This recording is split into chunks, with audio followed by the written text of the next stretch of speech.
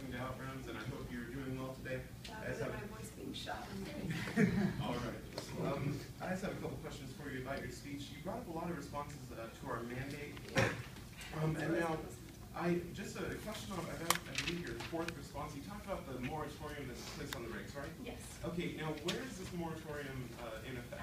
As far as my understanding goes, it's in the eastern and western areas of the Gulf, I believe. Okay. So it's not the entire Gulf, it's regions of it. And under the map that I provided to David, what part has active rigs or rigs that are currently threatened? I didn't actually look at the map Okay. that you gave to David, but in cross-examination of the first affirmative, he admitted that there are rigs located in the moratorium area that are inactive right now because of the moratorium. Yeah, we'll try and clarify that.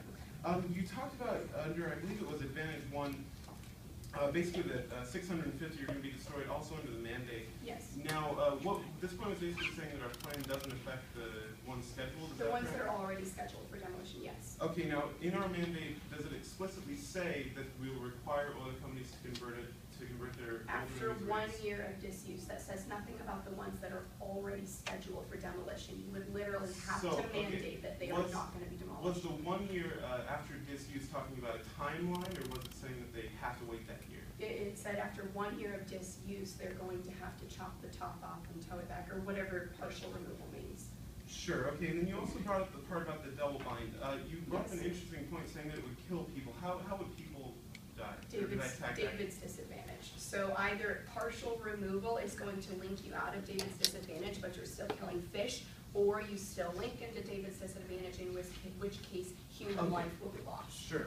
And then also you brought up the inherency point, talking about, I believe it was conversion state. already happens. Yes. Now, is this specific to state or federal? Federal waters. Okay, can I see that evidence, please? Absolutely.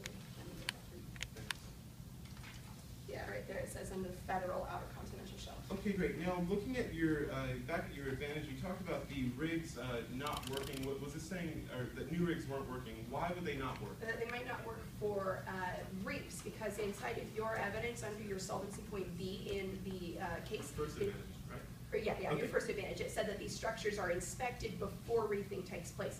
That means that they have to inspect it before they determine if they can turn it into a reef. Not every rig works for it. And also looking at the inactivity argument, I believe it was the last argument you brought up under the advantage. Is this saying that the oil companies would use their oil rigs again, or what was that argument saying? No, this was saying that just because something has been inactive for 1 year doesn't mean the company's not still using it. They still have an active lease on it, and they still own the property. Sure. Now, under our mandate, doesn't it say that it's old or unused for rigs? 1 year. That doesn't mean that the company doesn't still own the rig and that they don't still plan to use it, because your evidence specifically stated some companies have been inactive for 5 years and still have active leases on the rig. Sure. Okay, I'm out of time, so no further questions. Here's your time.